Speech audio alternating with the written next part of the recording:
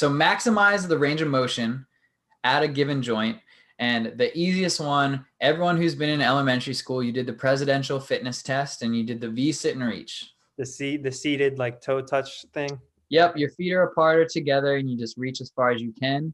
And pretty much everybody hinges for like 2 inches and then they just have spinal flexion to take them through the rest of the range of motion. Yeah. Come on. Don't judge me.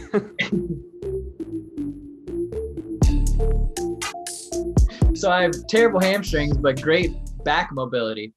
Yeah, right. And we've mentioned this before, but flexibility and mobility, I think, are terms that are different. One, I would say mobility is more of a neurological component. That's your ability to show strength or show control at end range. So this is purely how far can you go? Yeah, and I do like it. I think it's super important and super, or I should say often like underappreciated. Yeah. You know, the ability to get in proper positions in order to express strength. So I think it's something that we should all take seriously, even though, you know, most of us struggle with it. Because it's boring, right? Sit in a position for 2 minutes and then switch. It's boring, but you can do it while you're watching Netflix or listen to a podcast or something like that. This is true. This is true. It's your favorite fitness podcast. That's right. I know 1 or 2 good ones. I just know one. All right. So we've gone through 4 of the 10. You have cardiovascular endurance, stamina, strength, and flexibility. Now, when you combine those 4, this is when you get a power output. So power is the ability of a muscular unit or combination of muscular units to apply maximum force in a minimum amount of time. So the power component has a time element to it. Yeah. And that's super important. It's not enough to just stand up 225. If it takes you 5 or 10 seconds, we want you to stand it up in 1 second. So you're now powerful. Yeah. Some might say, so you can now power clean. Whoa.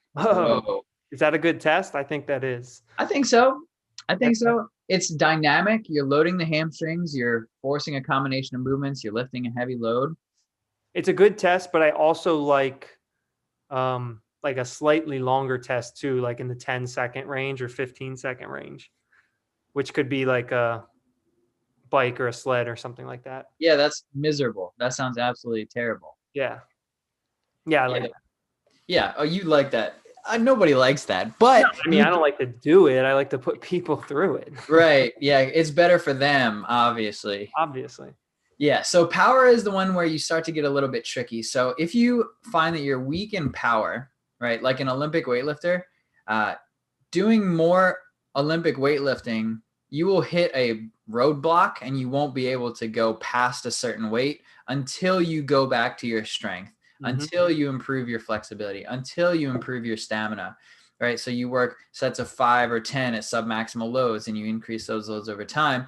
And then the power should come up as a result of the combination of those. Right.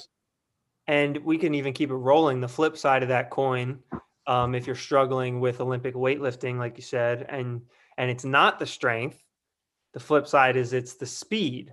That's right. And that's the next component here, the next skill, general physical skill here. And Olympic weightlifting at light weights, moderate to light weights, can help you improve that speed component.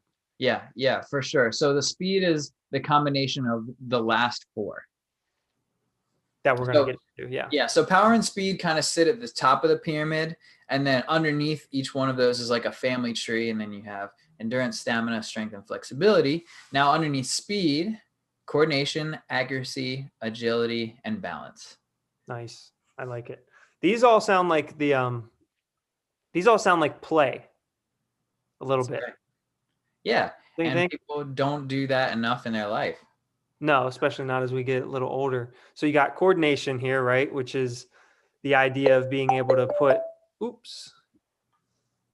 that was our little timer. We'll keep it rolling. So yeah, the exercise myth one will be a little short, I think. I think so. So you got coordination, which is the idea of like being able to put motor patterns together like in a coherent fashion, right? Mm-hmm. What do you got there for that? The ability to combine several distinct movement patterns into a singular distinct movement. So when I think of this, I think of like throwing or catching. You're flexing certain muscles, extending certain ones. You're making them do things at the same time. Right.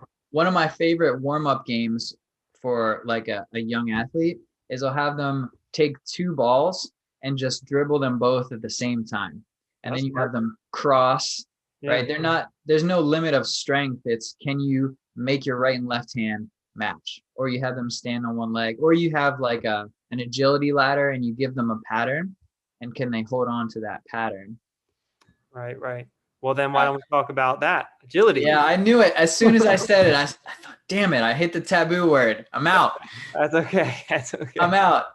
So I think of agility as mostly when I think of agility, I think of change of direction. That's what I think.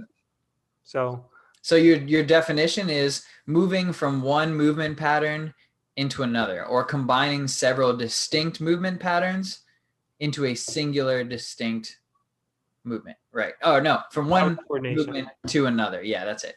So agility might be like being able to move from one distinct movement to another with like minimal time in between or something like that. Sprint, cut. Exactly. Going forward, going sideways. Or like if you're in baseball, you take that swing and then you stop your swing and you go into a bunt. Nice. Okay. Yeah. I don't really know if I have a good weightlifting one with this one, because we try not to. I guess technically if you're like deadlift, high pull, overhead press, it's like a clean and jerk kind of thing.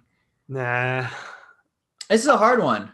When I think of agility, for me, I always think of that change of direction. So I would think like anything where you got to be like running, I think, in some fashion. You got to be on your feet doing something like that. So there's like a cardio component to it? No, I mean, just like when I think of weightlifting, that's all coordination to me. Mm-hmm. Like I don't see the agility component there. I guess if you got technical, maybe, but it'd be pretty contrived, I think, to call it. Well, I guess what about like parkour and free running? Is that agility or is it coordination? It's like a little bit of everything. There's a lot of coordination involved for sure. Yeah. I think agility might involve something like when you're doing parkour, let's say a lot of times when they're doing parkour, they have it mapped out. Like if they're shooting a YouTube video, they run the runs or the lines or whatever they call them. Like they run them over and over again until they get it right. And it's like, it's totally predictable. You know, I think if you're in like a chase for your life or you're playing tag, let's say, let's keep it little PG. World Tag League. Have you ever seen that? Yes, it's crazy. Yeah, so like that, I think there's a lot of agility involved there because the coordination is like the movements themselves. Like, do you know how to get over this object or around this bar or whatever? But the agility is like real-time thinking. Like you went this way, but he's over there now, so you got to go the other way and make it smooth and. So maybe reactionary would be a good word to put in here. Yeah, I think the reaction time is important. Yeah. So I guess you train this by having a wild animal chase you or chasing a chicken. Or play tag. Oh my God. I feel like I could not catch a chicken. It'd be pretty tough, I bet. I'm like kind of not so confident about that. I'm not super confident either, especially in just like an open field. I don't know. Especially if I'm maybe I'd have a better chance if I'm hungry. Yeah, you figure it out. All right. So our last two here, you have balance and accuracy. So I think balance is a super easy one to define. So the ability to control the placement of the body's center of gravity in relationship to its support base. And I always think of a gymnast on a beam. Always. Yeah, same. But I think maybe a little more real life would be like single leg exercises would be a great way to do it. Yeah. Yeah. You don't need to go buy a balance beam and risk your life. Yeah, probably, or risk anything between your legs if you try and do something and miss. That would be like your parkour guy running on a railing. And people always say that when you run on rails, you flip off walls, that's fun. But balance is a little underrated too, because you have eyes open balance and you have eyes closed balance. And then you have reactionary, So we call them perturbations. So if something outside of your control or know-how causes you to come off balance, can you return back to center? That's super important. Yeah. I mean, when you think about someone that falls, they didn't just like stop walking and fall over. They slipped on something and they're trying to regain their balance, and the fall is a little bit awkward. So, I mean, that's the order I'd teach it. Eyes open, eyes closed, and then you have someone else messing around with you. Yeah. There's a lot of options for that too. Yeah, some degree of uncertainty. I feel like we're just talking about Cirque du Soleil now. Yeah. And then accuracy, our definition here is the ability to control movement in a given direction or at a given intensity. So this is always a pitch or a quarterback. Yeah. Yeah, I think, well, yeah, like the throwing accuracy is an obvious example, I think, and that's a totally valid example. But then the last piece was like the intensity, which I guess comes into play with like if you're a quarterback too, because you got to throw the right distance, right? Yeah. But that could come, I guess, in a whole lot of other ways too, right? Like trying to think of a good example. Actually, I can't. I mean, a baseball pitch, you throw a changeup, right? So you still want to hit the same spot, but you hit it and it's slower, or you hit it and it's faster, or you make it move to that spot from somewhere else. Right, right. Or like an ultimate frisbee, right? You have a backhand, a forehand, and an overhead toss. Right. And you still have the same outcome, the location, but it changes whether you have to chuck it or if you can like lob it over to that same spot. Oh, golf is a good one. Oh man, golf definitely falls in the latter half of these topics here. All of them. It's all of the latter.